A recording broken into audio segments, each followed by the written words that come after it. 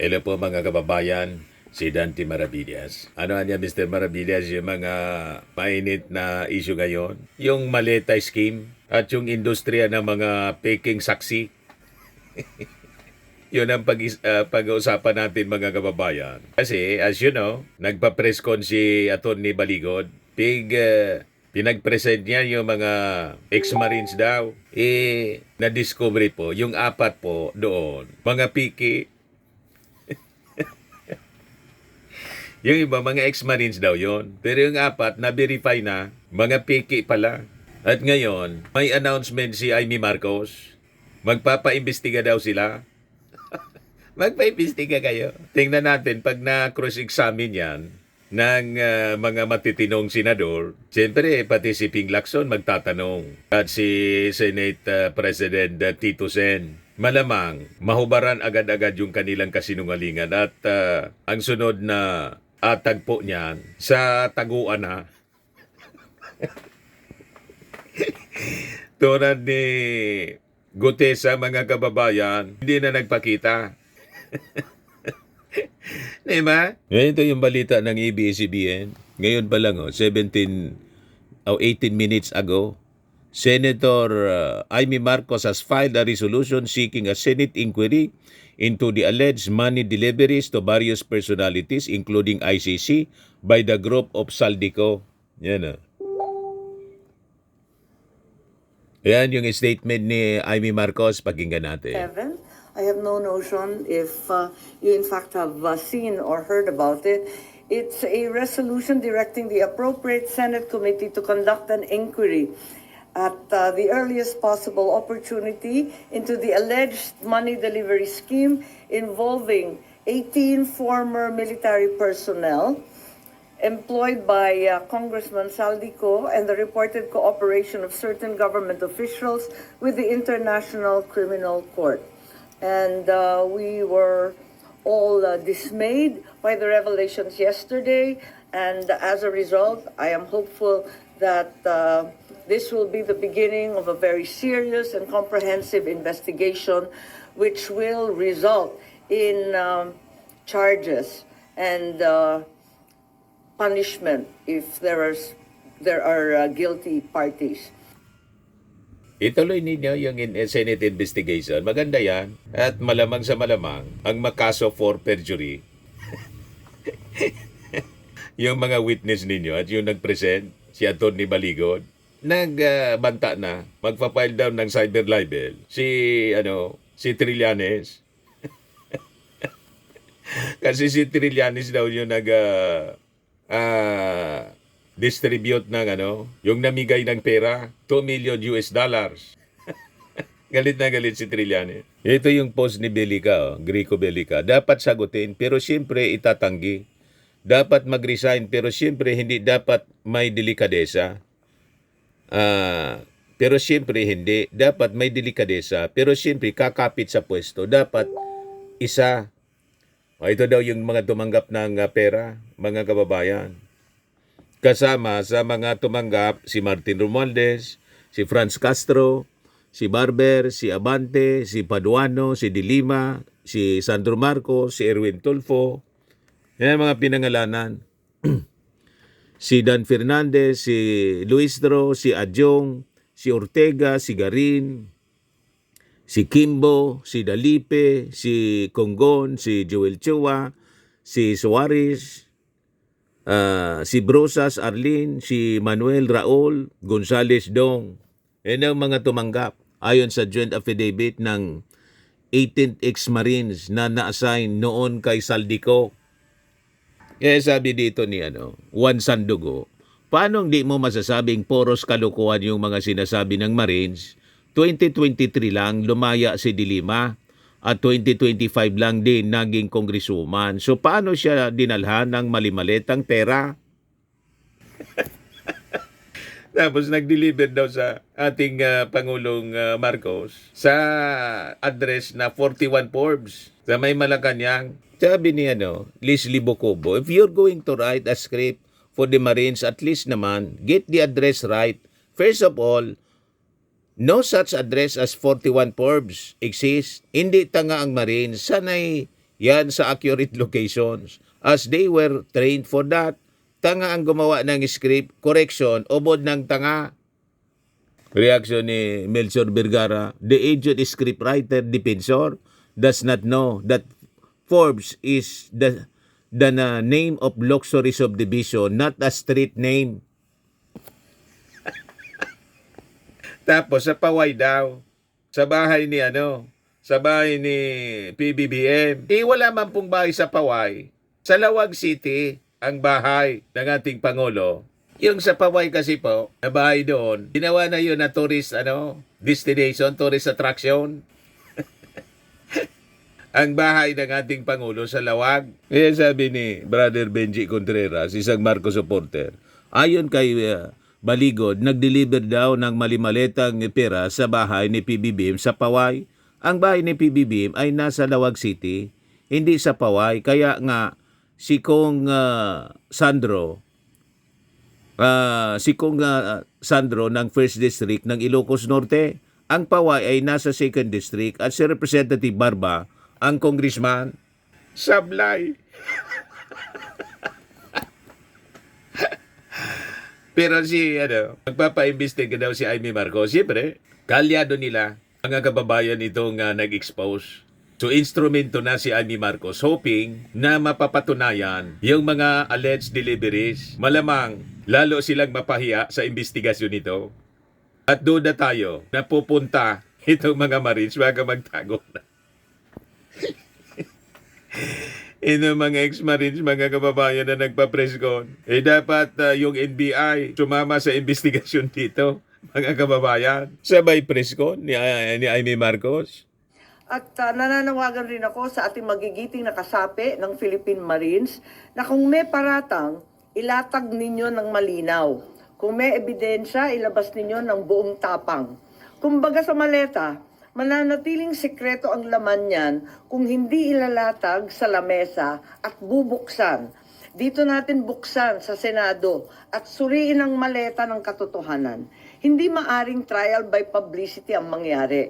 Hindi maaring ang institusyon ng Senado at pati na rin ang Kongreso at ang dangal ng bawat halal ng bayan, Senado man o Kongresista, ay mayurakan ng walang kalaban-laban. Batid ko na nagpahayag kayo na nais ninyong tayuan ang mga pahayag ninyo under oath. Yan din ang aking inaasahan at susubaybayan. Tama ang hakbang na yan upang maging opisyal ang lahat.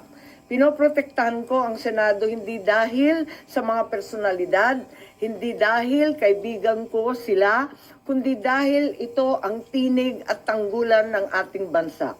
Kaya kung ang mismong tanggulan ang inaakusahan, marapat din na dito magharap-harapan na. Sa ilalim ng panunumpa, sa ilalim ng batas, sa harap ng taong bayan.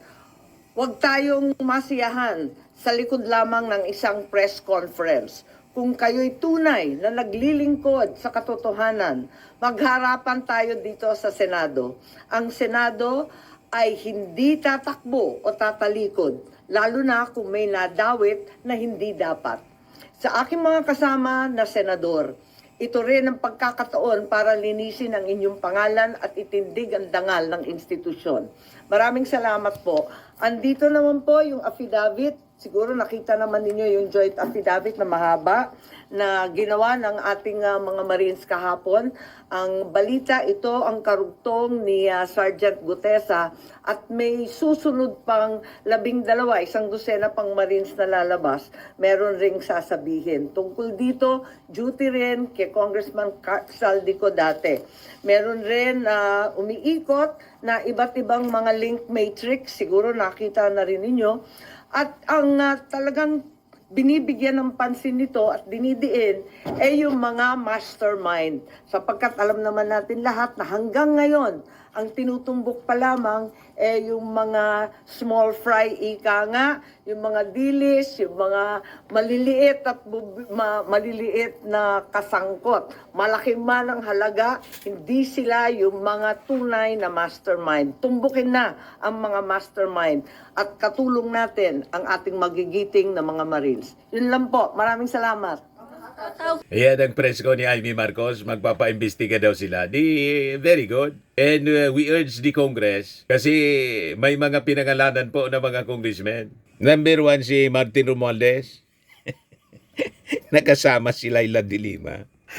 Sabi ko sa inyo. So, importante na magsagawa kayo ng investigasyon dyan para gisahin itong mga Marines sa kanilang mga pinagsasabi, sa kanilang affidavit, mag-cross-examine sila. Kasi pati yung mga address, mga kababayan, ng delivery, mali.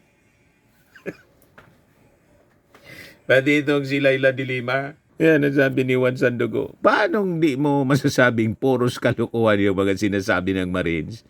2023 lang lumaya si de Lima at 2025 lang din naging congresswoman. So paano siya dinadalhan ng mali-malitang pera? You see, mga kababayan. Kaya sabi ni dating Senador Trillanes, ex-Marines trying to sabotage ICC pre-trial of Duterte. At itong si Balikod, mga kababayan, noon sa pork barrel, Santiago goes after Baligod, he should be disbarred. Sinama siya sa pork barrel. Isgam notorious itong si Atty. Baligod. Noong 2014, mga kababayan, kaya sabi ni Trillanes, I strongly denied claims that he received. I vehemently deny that I received $2 million or any amount from Saldico for the ICC investigation or any other purposes, sabi po ni Trillanes. This is an attempt to discredit the ongoing ICC proceedings, adding that he would not allow what he called a smear campaign to derail the case. Trillanes dismissed the story as blatant lies meant to sow confusion and weaken the prosecution's case against Duterte before the ICC.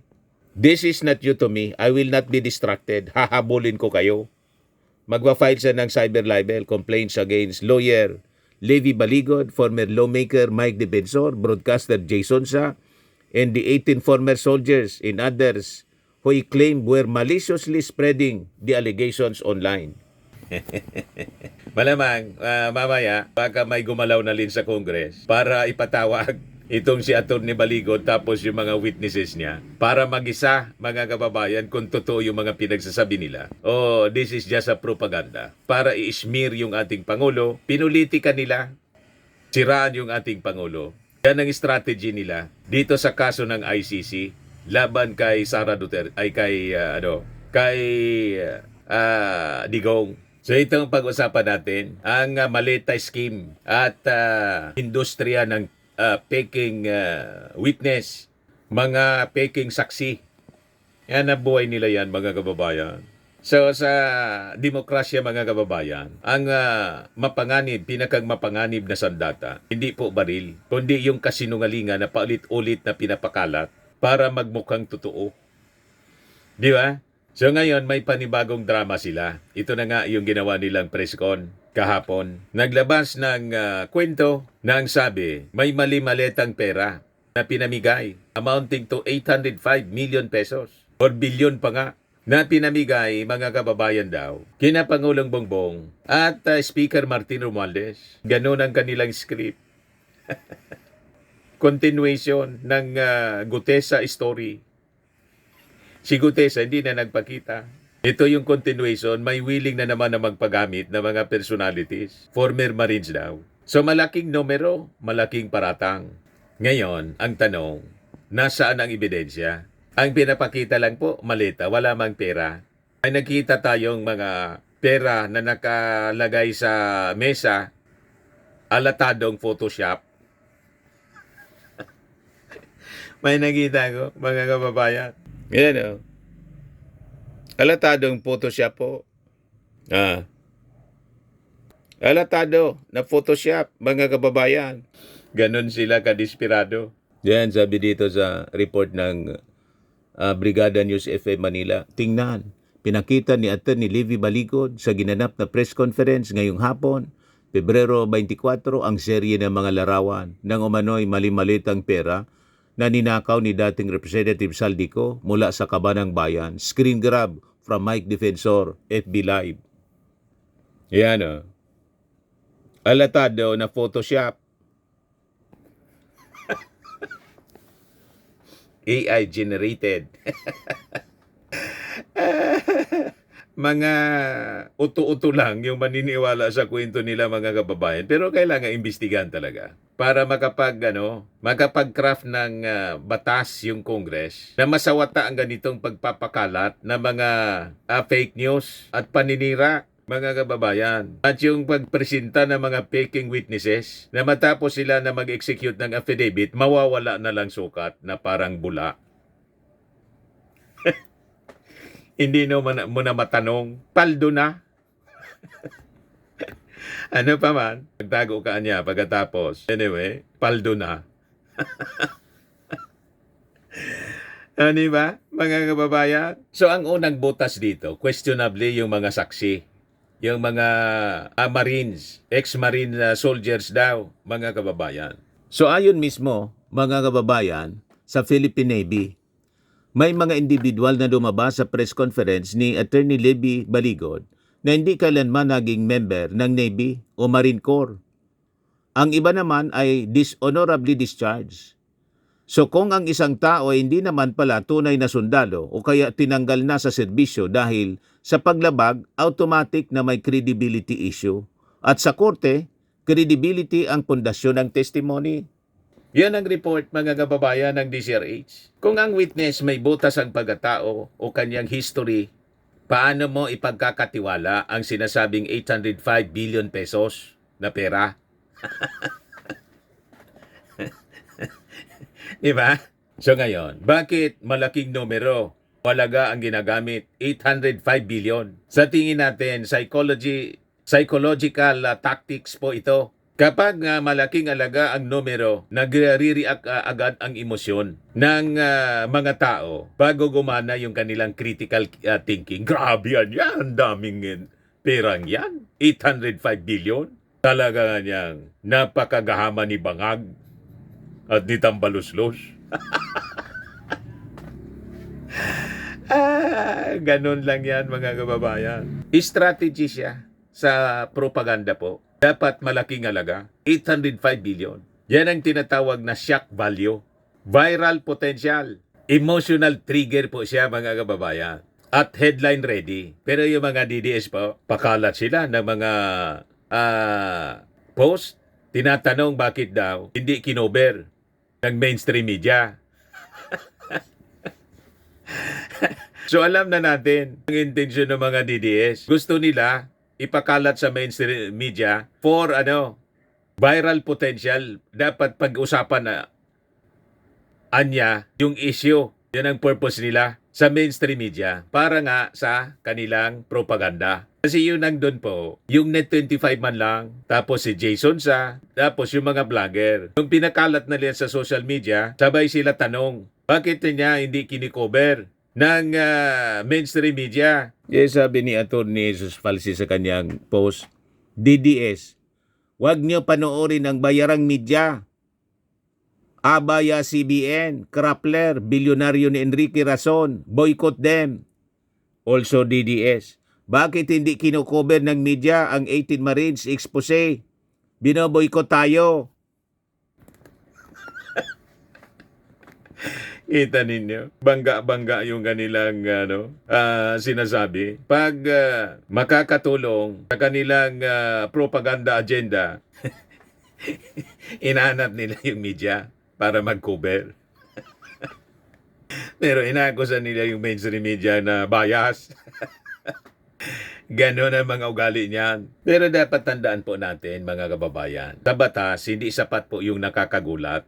Kailangan po ng bank trail, documentary evidence, audit trail, testimonial consistency. Kaya dapat talaga imbestigahan ito ng Senado at ng Congress. Tama din si Amy Marcos, dito magkakasubukan. Pero tingin ko, masusunog mismo ang propaganda nila sa pinatawag na investigasyon ni Amy Marcos. Kasi alangan man sila lang na mga DDS senators ang magtatanong. May magtatanong din na mga matitinong senador. Hindi yan palalampasin. Gigisahin ito ng mga matitinong senador. Itong mga sinasabing witness nila, tulad mga kababayan ni Ping Lacson, sigurado magtatanong si Ping Lacson. Tingnan na lang natin kung hindi masunog yung kanilang mga testimony na piki. Ito po mga kababayan, sa tingin natin, another destabilization tactics. Playbook ng destabilization na politics. Masyado na silang desperado. Una, para sakluluan si Digong. Wala man magagawa. Kahit pa kayo mag-expose ng mga ganito. Focus ang ICC judges sa trial ni Digong. No amount of propaganda ang tatalab sa mga ICC judges. At no amount ng propaganda laban sa ating Pangulo ang tatalab, lalo't ang mga personalities na involved, kayo. Alam natin, hindi credible kayo mismo. So nakikita natin ang classic playbook ng destabilization politics, mga kababayan. O na, maglabas ng whistleblower, gumamit ng military o uniform men para niya credible. May authority ang dating kasi ex-marina niya, walang politika. What? Huwag kami then magpa-presscon. Ikalat sa social media tulad ng ginagawa nila ngayon, ulit-ulitin ang propagandang kasunungalingan para magmukhang katotohanan. Alam na namin yan na playbook ninyo. So sa totoo lang mga kababayan, sa tingin natin, hindi po to legal strategy kundi psychological operation. Sino yung target audience nila? Yung mga taong galit, yung mga taong emosyonal, at hindi sanay mag-verify bago mag-share. In short, mga DDS, ganun sila.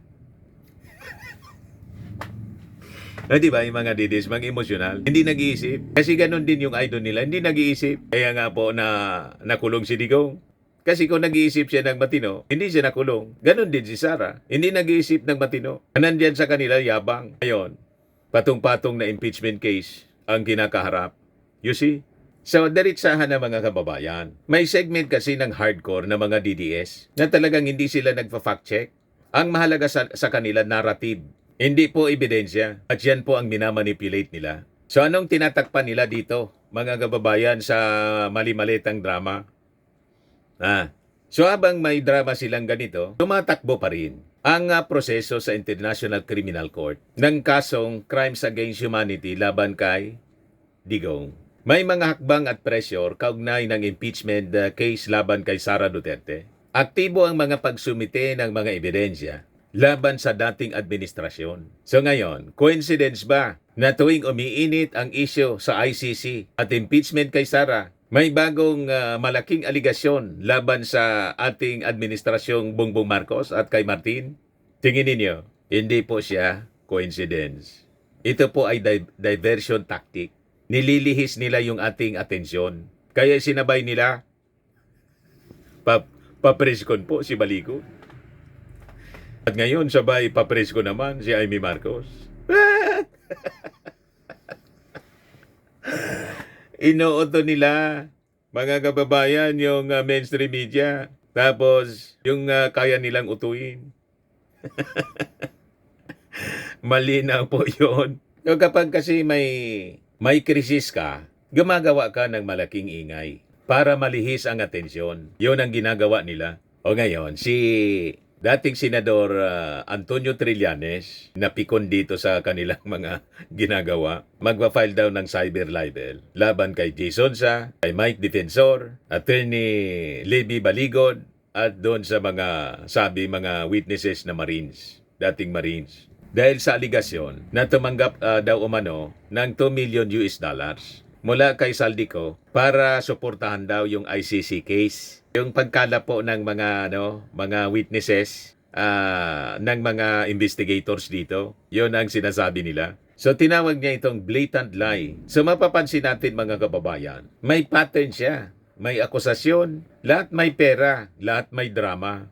Pero pag sinuri nating mabuti, puro lang kwento, puro salita, walang dokumento. So bakit po mapaganib ang ganitong uri ng mga gawain? Kapag kasi po nasanay ang publiko sa piking saksi, scripted press con, manufactured outrage. Nasasanay din ang lipunan sa idea na ang katotohanan po ay optional. Ito ang tunay na pinsala. Nasasagasaan po ang due process. Nasisira ang institusyon ng military sa paggamit ng peking identity. Nawawala ang tiwala ng tao sa sistema at ginagawang sirkos yung seryosong aligasyon sa korupsyon, mga kababayan. Kapag ang politika po ay naging teleserye, ang hostisya ang unang namamatay, nagiging biktima.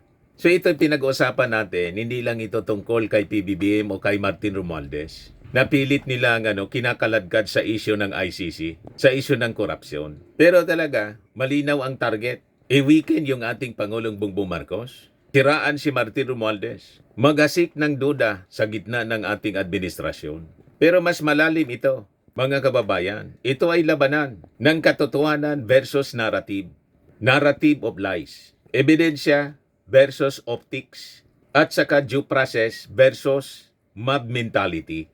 So simplihan natin, yung kwento nilang 805 billion pesos daw. Kung may 805 billion pesos na cash movement, dapat may bangko, may records. May mga witnesses na tunay, hindi piki. Dapat may paper trail, mga kababayan. Hindi po ito na nadadaan sa presscon at matching military uniform. Tulad ng ginawa nila kahapon. Sa batas kasi po, ang mga paratang na walang ebidensya, chismis yan. Kapag ito ay sinadya at saka sistematiko, ang tawag diyan propaganda, black propaganda, smear campaign. So makikita natin dito, ang pattern ay paulit-ulit. May nalalabas na revelation kuno, pagbubunyag, pero wala mang kasong maitatag. Walang conviction, tapos lilipas lang. Then, may panibagong script na naman. Nakita niyo yung kay Gutesa? Lumipas na. Ngayon may bago na naman. Continuation daw to. Pero kwentong maleta pa rin. Hindi na kayo nagsawa niyan. Na-discredit na po yan ang kwentong maleta ninyo. Wala man maniwala, kayo-kayo lang. Ay, nako kayo. So ito po ang industriya ng peking saksi na perfect na yata ni Mike Defensor. Mula kay Ador Mawanay. Alam na alam ito ni Ping Lacson. Sa yung biniktima mga kababayan na nagamit ni Marcoleta kay Gutesa, yung recent lang, na malinaw na naging sistema ni Digong. Diba? Si Digong mismo umami noon ang magplanta ng mga ebidensya at testigo. Yun ang ginawa nila kay Laila de Lima. Talagang ginagawa nila ng ebidensya, nagtatanim ng ebidensya, testigo. Inamin mismo ni Digong. Noong siya daw ay piskal pa, pinagmamalaki niya. Ito yung pattern. Ito ning sinusundan ng kanyang mga alipores.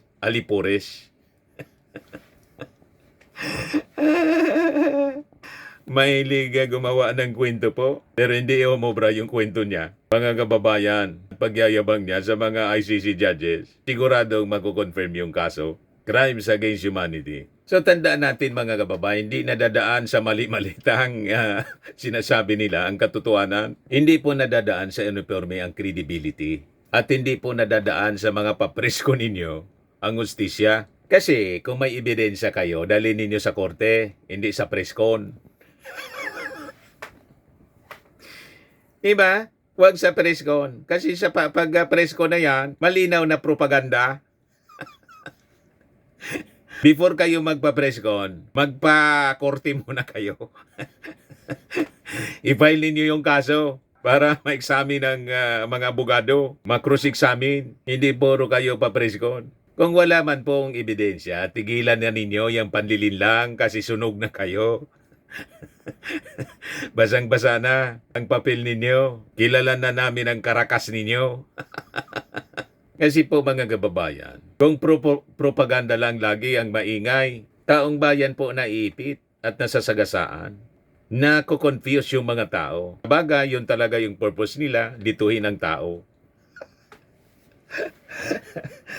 Yan talaga ang gusto nilang mangyari. Para mapagtakpan yung katotohanan na lumilitaw na po sa ngayon dahil sa impeachment complaint na tatalakayin na po sa Kongreso laban kay Sara. So magsisilabasa na yung katotohanan doon. At siyempre yung full-blown trial sa kasong crimes against humanity laban kay Digong. Ang katotohanan po, gaanon man ninyo pagtakpan, lalabas at lalabas rin. Yan ang biblical po. Nothing concealed which shall not be revealed, or hidden which shall not be made known. Sa Bicol po, daing tagong hilom na daing mabubulgar. Ayaw ninyong maniwala? Ituloy lang ninyo yung mga kasinungalingan ninyo. Malalantad rin yan sa tamang panahon. Sabi ni Atty. Jesus Falses, binigyan daw ng 18 Marines si Laila de Lima ng millions in maleta sometime 2022 to 2025 sa utos ni Saldico. Nakakulong pa si de Lima until November 2023. And naging congresswoman lang siya last year. Ba't naman siya bibigyan ng maleta? Wow, mali.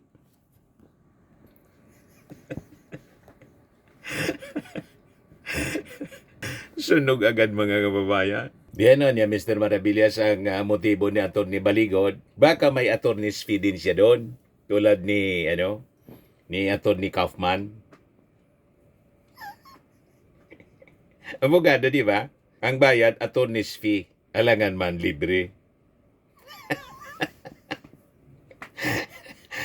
Ano yung ba? Ganon. Sa mga naghanap ng malinis and spacious fitness gym, pumunta lang po kayo sa aming Colossal Fitness Gym. We also offer Grab Car Rental with our brand new 2023 model ng Toyota Innova. We also accept booking for those who are planning to travel via PAL, Cebu Pacific, and other airline companies, local and international, and bills payment for Meralco Bills, PLDT, Aleco Bills, etc. Ang Colossal Fitness Gym is located at 3rd floor Security Bank Building, Landco Business Park, Legazpi City, Albay. For inquiries, look for Chilon Maravillas. Contact number 0966-802-0949. Yan yung aming Innova. Lagi na pong matao sa amin. Pati mga foreigners po, tingnan ninyo, mga British tourists sila. Ang lalaki ng katawan na, mga kababayan, nag-gym sa amin. Ito naman po, Indian National. Ito mga mga European sila. Ito naman yung bago naming product na binibenta online, Eye Glow Serum. Whitening po siya galing sa South Korea. Tingnan ninyo yung epekto sa aking anak na architect entrepreneur, Riz Maravillas. For inquiries, look for Riz Maravillas on FB. Ito naman po, Fairmax Firming and Lifting Cream, pinapahid sa mga pulses in other affected area. Mainam po ito sa mga pains at paninigas ng mga kasukasuan. Ito po, Automax Radiant Serum. Sa mukha naman yung application. Anti-aging po siya. You will look 10 years younger than your age. Ito naman po yung bagong product naming binibenta online. I am worldwide amazing pure organic barley powdered drink mix from Australia. Mainam po ito sa mga cancer patients. Sabi ni Yolitan, ovarian cancer survivor po siya. Barley did not just save my life, it gave me a new life. In 2019, Yoli faced the fight of her life through surgery in harsh chemotherapy. I am worldwide amazing pure organic barley became her source of strength. It boosted her immune system when she needed it most and gave her the energy to keep going. 100% organic siya, immune system booster, trusted by survivors. For inquiries, dumiretso na lang kayo sa aking anak na architect entrepreneur, Riz Maravillas. Sa mga gusto din na mga kababayan nitong Dream Home, smart, prefab, fast to install, movable and expandable, eco-friendly po. Dream Home with affordable cost. For only 175,000 pesos per unit, lilipat ka na lang. Perfect para sa mga vacant lot or business space. 3 by 6 meter, 18 square meter, 9 feet high po siya. Best for apartment, Airbnb, resorts and beach houses, mini coffee shop, business, construction site, offices, barracks, office building, dormitory building, hotel room, accommodation, beach houses, warehouse, stockroom, restaurant, food stalls, business, hospital, clinic, staff houses. Ang inclusion niya po, electric wiring, light switch outlet, 2 UPVC, window, 1 steel door, galvanized frame, cement board flooring with insulation installed in walls and ceiling. Para sa installation and delivery fee will depend on your location here in Bicol. Contact link ninyo lang po ang aking anak sa number niya 0977-098-884. Sa mga mahilig naman po sa mga imported bags and wallets, dumiretso na lang kayo kay Ma'am Eileen Rosales, Eileen Closet po. Naka-base siya po sa Amerika. Yan yung kanyang online selling. Sa mga mahilig naman po magpa-spa, dumiretso na lang kayo. Try ninyo dito sa Pamper City, The Medical Aesthetics and Wellness Center. Matatagpuan sa Isiana City, Parañaque City, Metro Manila. Pamper City by OMG, your luxury escape.